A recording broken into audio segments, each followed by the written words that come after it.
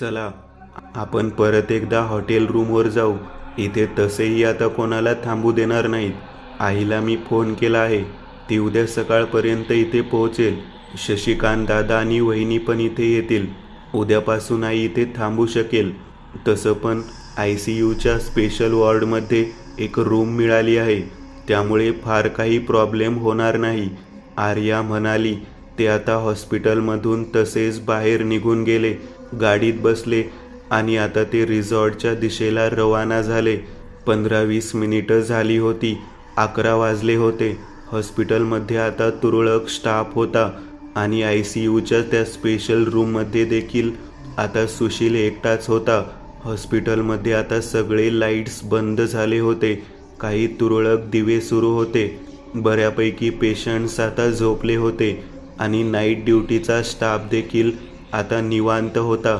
सुशीलला हळूहळू शुद्ध आली होती. अर्धा तास झाला तो छताकडे आणि इकडे तिकडे बघत होता. त्याच्या शरीरात कसलीच ताकद नव्हती.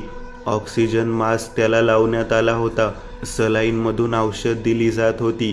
त्याची तब्येत आता स्थिर होती, पण एक बाजू पूर्णपणे पॅरेलाइज झाली होती. खोलीचे दार उघडल्याचा आवाज त्याला ऐकू आला. डॉक्टर किंवा नर्स वगैरे असतील असं त्याला वाटलं. त्याने फार लक्ष दिले नाही. तो अजूनही छताकडेच बघत होता, पण खोलीत शिरलेला तो व्यक्ती त्याच्या अगदी बेडसमोर येऊन उभा राहिला आणि त्याची नजर आता त्या व्यक्तीवर गेली. तो चेहरा पाहताच त्याचं ब्लड प्रेशर वाढलं. हातपाय थरथरू लागले. त्याला तोंडातून पूर्णपणे नीट बोलताही येत नव्हतं. काय म्हणताय सासरे बुवा, कशी आहे तब्येत? आता राज विकृत आसुरी स्मित हास्य करत अगदी आता त्याच्या बाजूला असलेल्या एका खुर्चीवर येऊन बसला. राजला बघून त्याला धक्काच बसला होता. स्वागत तरी करा आमचं सासरे बुवा. राज त्याच्याकडे बघत हसत होता. कसं वाटते आता? सगळं ठीक आहे ना? तुमची मुलगी कशी आहे? मुलींनी खरं तर तुमच्यासोबत थांबायला हवं होतं. असो, बाकी गोव्याचं रिसॉर्ट कसं चालू आहे? आणि तुमच्या मुलाला तुम्ही कपड्याचं दुकान टाकून दिलं होतं, ते कसं चालू आहे? विक्रांत, आर्या, त्यांचे जॉब कसे सुरू आहेत? बोलता बोलता आता राजने सुशीलच्या नाकाला लावलेला ऑक्सिजन मास्क काढला. ऑक्सिजनचा सप्लाय बंद होताच सुशीलला अस्वस्थ वाटू लागलं. जीव गुदमरायला लागला. त्याचे शरीर झटके देऊ लागलं. त्याच्या डोळ्यातून पाणी वाहत होतं. त्याला ऑक्सिजनची नितांत गरज होती. राजने परत एकदा तो ऑक्सिजन मास्क त्याच्या नाकाला लावला. आता जीव जाता जाता राहिला असं त्याला वाटलं असेल. ओ सॉरी, मी तर विसरलोच. मी ऐकलं ते खरं आहे का? तुमच्या रिसॉर्टला आग लागली, दुकानाला आग लागली. विक्रांत, आर्या दोघांचेही जॉब गेले. खरं आहे का? I am so sorry. खूप वाईट झालं. पण कसं आहे, तुम्हाला एक गोष्ट सांगतो मी. राज त्याच्या कानाजवळ आला. याच्यापेक्षा वाईट होणार आहे, तयार राहा. विक्रांत, आर्या आणि शशीधर तिघांना सांगा, चला येतो, काळजी घ्या. आणि हो, आणखी एक, इतक्यात मरू नका. अजून तर खूप काही बघायचंय तुम्हाला. सासरे बुवा, चला आशीर्वाद असू द्या, आप्पांची कृपा. राजने त्याच्या पायाला हात लावला आणि तो आता तिथून निघून गेला. हॉस्पिटलमधून बाहेर येताना त्याने तोंडाला मास्क लावला होता. तो आता बाहेरच उभ्या असलेल्या त्याच्या कारमध्ये बसला. कारमध्ये दीपक, केशव आधीपासूनच बसून होते. आता ते तिघेही तिथून पुण्याला निघाले होते. इथलं काम आता झालं होतं. उद्या सकाळी खूप महत्त्वाचा दिवस होता. उद्या राजच्या आईचा वाढदिवस होता. ती तर हयात नव्हती, पण तिचा आणि त्याच्या वडिलांचा वाढदिवस या 2 तारखा त्याच्या मनात कायमच्या कोरल्या गेलेल्या होत्या. त्या तो कधीही विसरू शकणार नव्हता. मध्यरात्री जवळपास 3 वाजता ते लवासा येथील त्यांच्या फार्म हाऊसवर पोहोचले. आसावरी झोपली होती. आरती तिच्या खोलीत झोपलेली आणि आता नोकराने दार उघडलं होतं. तिघेही आता आपापल्या खोलीत निघून गेले. राज मध्यरात्री आसावरीच्या शेजारी येऊन कधी झोपला आहे तिचंही तिला समजलं नव्हतं. उद्या काहीतरी स्पेशल होणार होतं. त्याने आधीच्या सगळ्याची योजना केली होती. तो एक्साइटेड होता आणि त्यातच त्याला झोप लागली होती. सकाळी 7ला तो उठला व्यवस्थित तयार झाला. आसावरी देखील आज खूप छान अशा पद्धतीने तयार झाली होती. एखादी नवविवाहित स्त्री जशी स्वतःच्या सासरी पहिलं पाऊल टाकताना तयार होते तशी ती आज नटली होती. राजने देखील आता जरा वेगळ्या पद्धतीचे कपडे घातले होते. 8 वाजता ते सगळेच आता तिथून निघाले. केशव, दीपक, आरती, आसावरी आणि राज सगळेच 1.5 तासात आता ते प्रभात रोडवर त्या बंगल्याच्या समोर येऊन पोहोचले. पूर्ण बंगला फुलांनी सजलेला होता. गेटजवळ एक ओळखीचा चेहरा राजला दिसत होता. राजने गाडीतूनच त्याला बघितलं. विचित्र नजरेने तो इकडे तिकडे बघत होता. चेहऱ्यावरचा मास्क काढून राज आता गाडीतून उतरला. बाकीचे सगळेही आता गाडीतून उतरले होते. त्याला बघून सागर अक्षरशः थक्क झाला होता. त्याचा स्वतःच्या डोळ्यांवर विश्वासच बसत नव्हता. सागर म्हणजे राजच्या घरातला जुना नोकर. लहानाचा मोठा तो याच घरात झाला होता. त्या घराची दुर्गती, राजच्या आईवडिलांचा मृत्यू, त्यांनी सगळं काही डोळ्याने पाहिलं होतं. खरं तर त्याला याच बंगल्यात नोकरी मिळणं हे राजने त्याच्यासाठी रचलेलं एक सरप्राईज होतं. याच बंगल्यात नोकरी मिळणार म्हणून त्याने कसलेच विचार केले नव्हते. पण त्याला हे माहिती नव्हतं की हा बंगला परत एकदा राजनेच मिळवला आहे. राज बंगल्याकडे बघतच राहिला. त्याने सागरकडे बघितलं. सागरने त्याला मिठी मारली आणि सागर अक्षरशः रडू लागला. हे अश्रू दुःखाचे होते की आनंदाचे त्याचं त्यालाही कळत नव्हतं. मालकिनींना हा दिवस दिसणार नव्हता, पण मालकांचा वारस परत एकदा इथे आला होता आणि त्याने ही सगळी प्रॉपर्टी आता परत मिळवली होती. याचा आनंद त्याला झालेला होता. दादा, अरे परत कधी बघीन तुला असं स्वप्नातही वाटलं नव्हतं. खरंच देवा, खूप धन्यवाद. हा दिवस दाखवलास. आज माझ्या आयुष्यातला सगळ्यात भाग्यवान दिवस आहे. खरंच आज आई बाबा हवे होते. तुला असं बघून त्यांना किती आनंद झाला असता. सागर बोलता बोलता भावनांमध्ये ही गोष्ट बोलून गेला. राजच्या कानात ती गोष्ट पडली आणि क्षणभर त्याच्या चेहऱ्यावरचे हावभावच बदलून गेले. चलायचंय ना आतमध्ये, गुरुजी आलेत. गृहप्रवेशाचा मुहूर्त जवळ आलाय. आसावरीने त्याच्या खांद्यावर हात ठेवला. राज भानावर आला. हो चल. त्या गेटची हद्द ओलांडून त्याने आत पाऊल टाकलं आणि परत एकदा लहानपणीपासून ते आतापर्यंतचे सगळे सुख-दुःख दिवस डोळ्यासमोरून काही क्षणांमध्ये धावून गेले. एक एक पाऊल टाकत तो आता सगळीकडे नजर टाकत बंगल्याच्या मुख्य दरवाजाजवळ आला. पायातले बूट त्याने काढले. गुरुजी पूजा करत होते. राज आणि आसावरीने दोघांनी एकत्र स्वतःचं उजवं पाऊल बंगल्याच्या आत टाकलं. त्या वास्तूमध्ये त्याला परत एकदा जुन्या आठवणींनी मंत्रमुग्ध करून ठेवलं. पूजा झाली होती. सगळेच खूप छान मूडमध्ये होते. घर परत एकदा माणसाळून गेल्यासारखं वाटत होतं. पण त्या घरात असलेली आईबाबांची कमतरता, कधीही भरून न येणारी पोकळी सोडून गेलेली होती. पण आता नियतीच्या पुढे कोणाचं काय चालणार? राजने घरातली खोलीन खोली, कोपरान कोपरा आता स्वतःच्या नजरेखालून घालून घेतला होता. त्या प्रत्येक कोपऱ्याशी आणि प्रत्येक खोलीशी त्याचं एक वेगळंच नातं होतं. आज जवळपास 2.5 वर्षानंतर तो इथे येत होता. सागर, एक काम आहे तुझ्याकडे. राजनी सागरला बोलावलं. पाकिटामध्ये हात घालत त्याने आईबाबांचा तो फोटो सागरकडे दिला. हा फोटो आठवतोय तुला? तूच काढला होतास.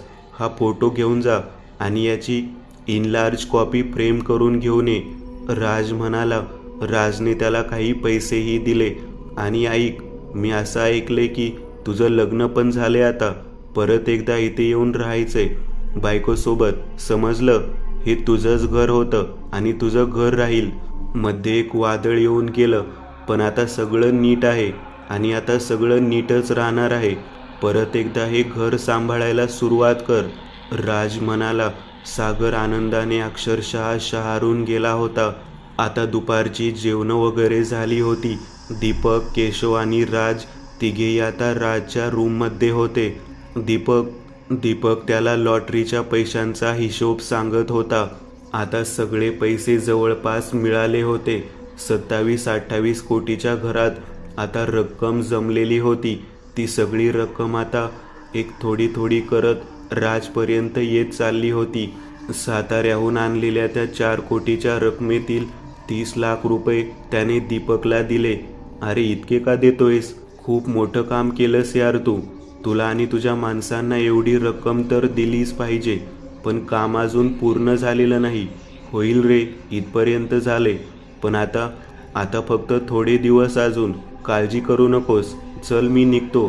तू सांगितलेलं दुसरं काम करायला मला जायचंय. ती बॅग तयार आहे ना? दीपकने विचारलं. राजने आणखी एक बॅग तयार ठेवली होती. ती त्याने दीपककडे दिली. दीपक आता तिथून निघून गेला. राज आता त्याच्या बेडरूममध्ये एकटाच होता. त्याने सिगरेट पेटवली. सिगरेटचे काही दम घेत तो कसल्या तरी विचारात हरवला. तो विचार नक्की काय होत आहे हे मात्र त्यांनी कोणासोबतही बोलून दाखवलेलं नव्हतं. आणि अचानक त्याचा फोन वाजला. त्याने फोनवर बघितलं तर शर्मिलाचं नाव दिसत होतं. हॅलो, बोल. राजनी फोन उचलत विचारलं. काय झालं? काय झालं का काम? आलास का पुण्यात? खरं तर 2 दिवस मला तुझी खूप आठवण येत होती, पण तुझ्या कामात उगाच तुला डिस्टर्ब नको म्हणून मी तुला फोन केला नाही. पण आता म्हणजे माझ्यावरच ताबा राहिला नाही, म्हणून शेवटी मी तुला फोन केला. शर्मिला म्हणाली. हो, पुण्यात आलोय आज पहाटेच. तू कशी आहेस? तुझी सासू आणि मुलगा आले का देवदर्शनावरून? नाही, तिथून त्यांचा वेगळाच प्लॅन झाला. ते आता पाचगणीला गेलेत. 3-4 दिवस तिथेच राहतील. मुलाच्या शाळेला देखील आता 2-4 दिवस सुट्टी होत्या, म्हणून मग सासूबाई म्हणाल्या की आम्ही जरा मोकळ्या हवेत काही दिवस राहून येतो. शर्मिला म्हणाली. आज वेळ आहे का तुला भेटायला? कुठे भेटायचे? बंगल्यावर येशील का? हो नक्कीच. किती वाजता येऊ?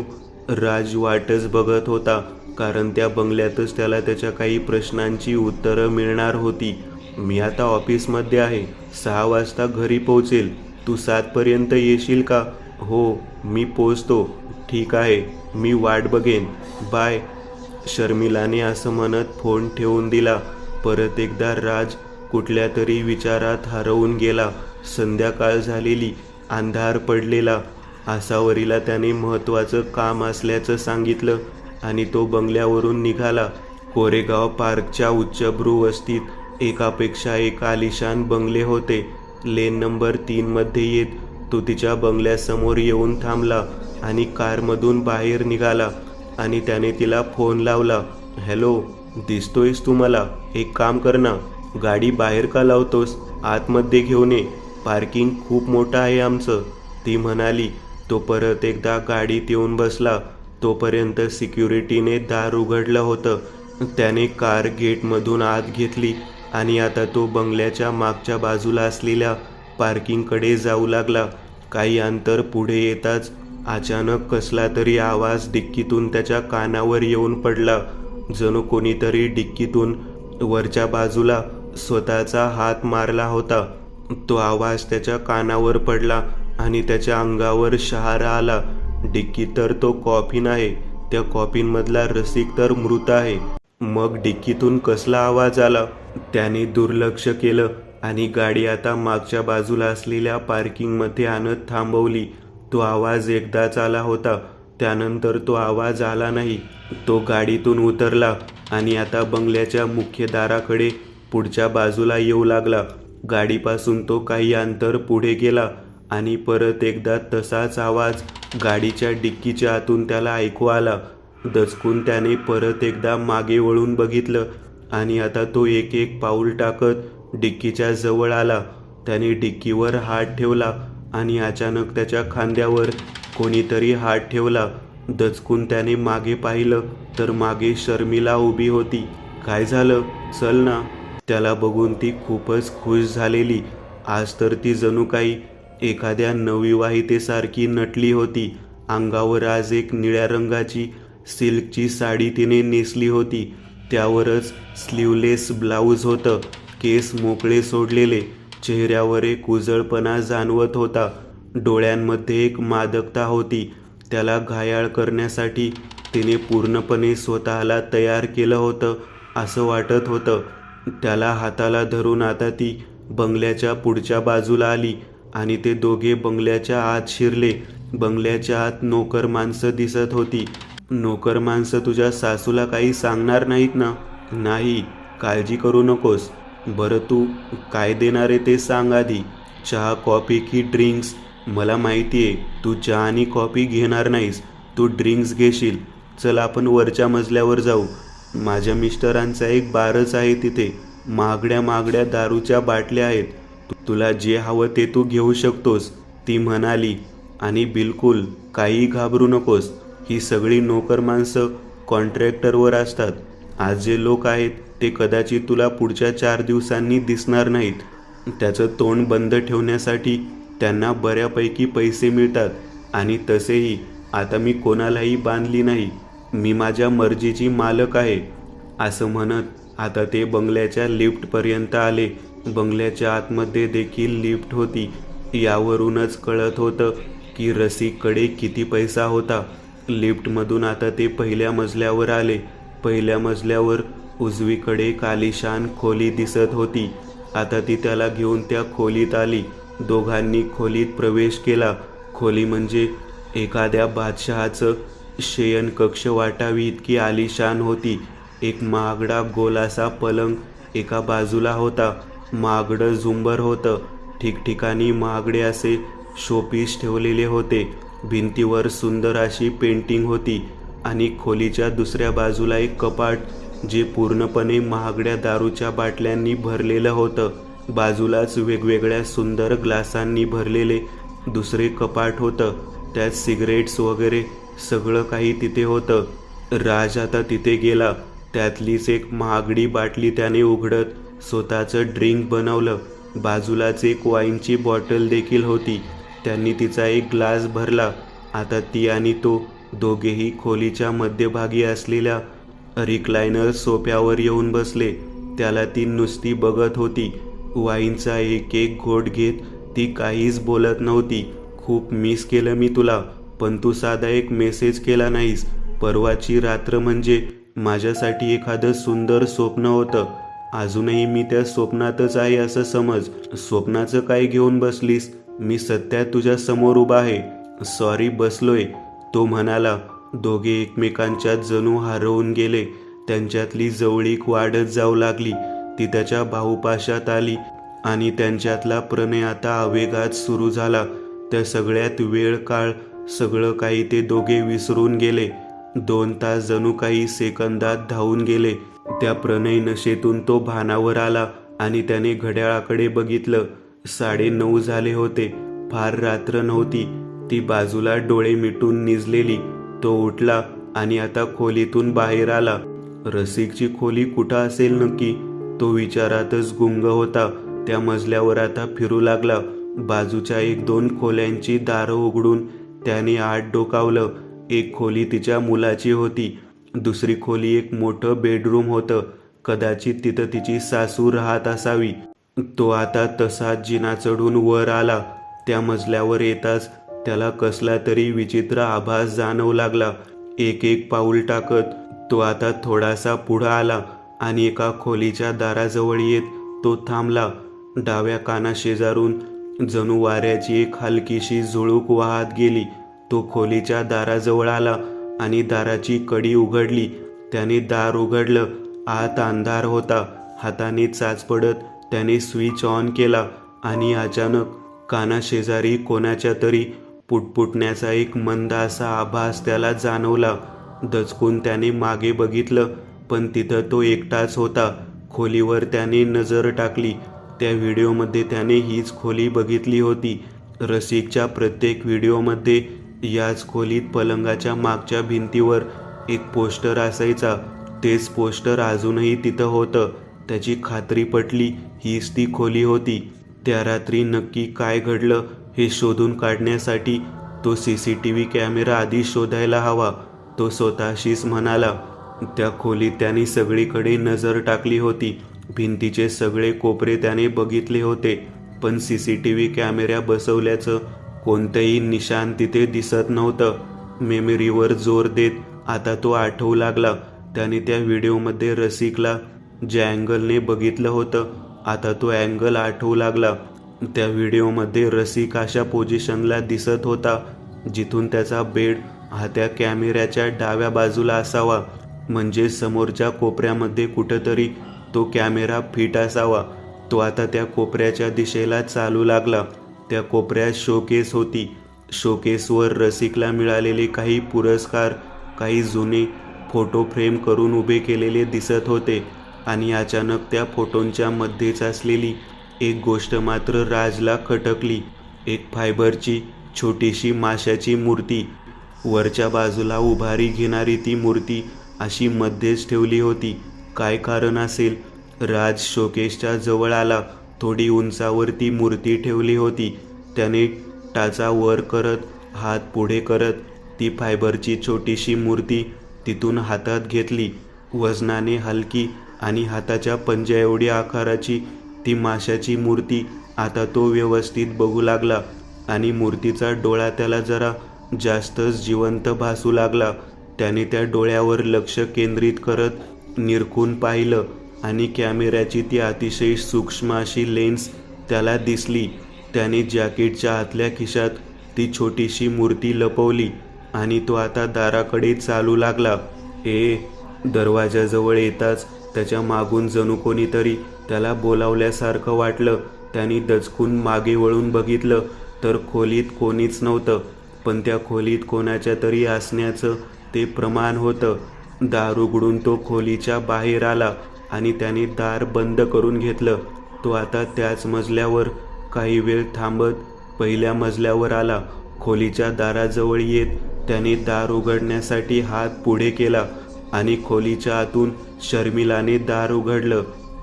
साडीचा पदर नीट करत, स्वतःचे विस्कटलेली केस नीट करत ती जणू बाहेरच येत होती. कुठे होतास? मी तुला शोधायला म्हणून बाहेर येत होते. कुठे नाही, इथेच होतो. म्हटलं तुझं आलिशान घर एकदा बघून घ्यावं. परत कधीही चान्स मिळेल न मिळेल. मिळेल की. आता येणं जाणं होतच राहील तुझं इथे. चल आपण जेवण करून घेऊ, ती म्हणाली. ती खोलीतून बाहेर आली. दोघे आता तिथून खाली आले. डायनिंग टेबलवर बसत दोघांनी आता जेवण केलं. तो आता तिची रजा घेऊन तिथून निघाला. गाडीच्या पार्किंगमध्ये तो आला. त्याने डिक्कीवर हात ठेवला आणि आतून कोणीतरी डिक्कीवर हात मारल्यासारखी जाणीव त्याला झाली आणि तो आवाजही त्याला परत ऐकू आला. त्याच्या पायाखालची जमीन सरकली. ही जागा आणि या जागेत याच घराच्या मालकाचं प्रेत माझ्या गाडीत आहे, ही कल्पनाच किती भीतीदायक आहे. इथून निघालं पाहिजे. पटकन तो गाडीत बसला आणि गाडी स्टार्ट केली आणि तो तिथून निघून गेला. रात्री 11:30ला तो आता बंगल्यावर परत आला. गाडी त्याने बंगल्याच्या आत पार्क केली. आसावरी बाल्कनीमध्ये उभी दिसत होती. त्या बंगल्यापासून ते त्याच्या बंगल्यापर्यंतच्या प्रवासात आता तो आवाज एकदाही आलेला नव्हता. तो आत आला. दार सागरने उघडलं. दीपक सर आले होते. तुझ्यासाठी ही फाईल देऊन गेलेत. तू जेवलास का? सागरने विचारलं. हो, मी जेवलो. रात्र खूप झाली आहे. तू पण जा तुझ्या खोलीत, राज म्हणाला आणि ती फाईल त्याने टेबलवरून उचलली आणि तो आता तसाच वर आला. आसावरीने खोलीचं दार उघडलं. राज, जरा बोलायचं होतं तुझ्याशी. एक विचारायचं होतं तुला. विचार की.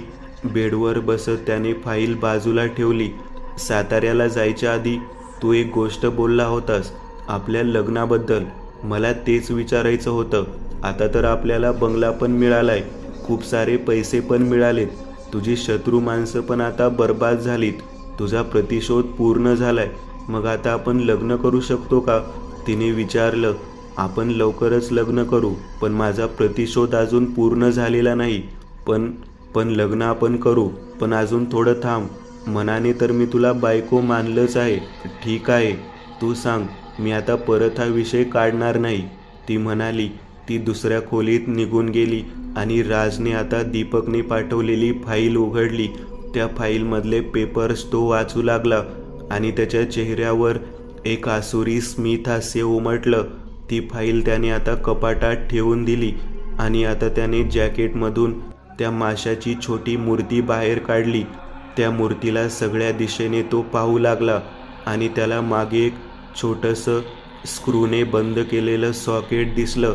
नखानेच त्याने तो बारीक स्क्रू पिळत पिळत ढिला केला आणि ते सॉकेट उघडलं.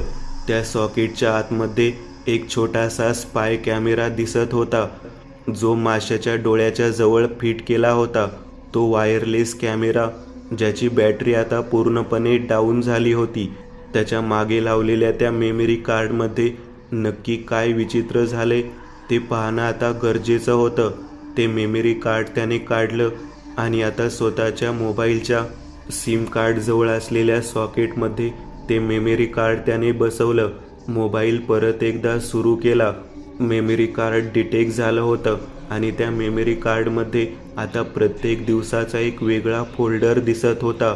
तो बाकी फोल्डर तर बघणार होता, पण 15 तारखेचा फोल्डर त्याला बघण्यात जास्त रस होता, कारण त्याच रात्री तो बेपत्ता झाला होता. त्या फोल्डरमधले त्याने व्हिडिओज बघायला सुरुवात केली. हा कॅमेरा जरा वेगळ्या टेक्नॉलॉजीचा बनलेला होता, त्यामुळे दर 1 तासानंतर फुटेज एका व्हिडिओच्या मार्फत तिथे सेव्ह व्हायचं. म्हणजे 24 तासाला 24 व्हिडिओ त्या एका फोल्डरमध्ये सेव्ह व्हायचे. त्याने आता शेवटचा व्हिडिओ ओपन केला. व्हिडिओमध्ये पलंगावर बसलेला रसिक दिसत होता आणि त्याच्या बाजूलाच बसलेल्या शर्मिला आणि तिची सासू दोघी दिसत होत्या. तो त्या दोघांना हाताने बाहेर जायचा इशारा करत होता. त्याला बोलता येत नव्हतं. त्याचा श्वास गुदमरत होता. त्या दोघी पलंगावरून लगेचच उठून बाहेर जाताना दिसल्या आणि त्यांनी दार लावून घेतलं. काही वेळ रसिक तसाच स्वतःचे गुदमरलेले श्वास घेत पलंगावर बसलेला दिसत होता आणि अचानक काही वेळानंतर तो सैरभैर झाला. अचानक तो इकडे तिकडे बघू लागला, जणू त्या खोलीत दुसरं कोणीतरी त्याच्या व्यतिरिक्तही नुकतंच दाखल झालं होतं असं वाटत होतं. भिंतीकडे बघत तो आता अचानक डोळे मोठे करत घाबरल्यासारखा दिसू लागला, जणू त्याला तिथे कोणीतरी उभं असलेलं दिसत होतं.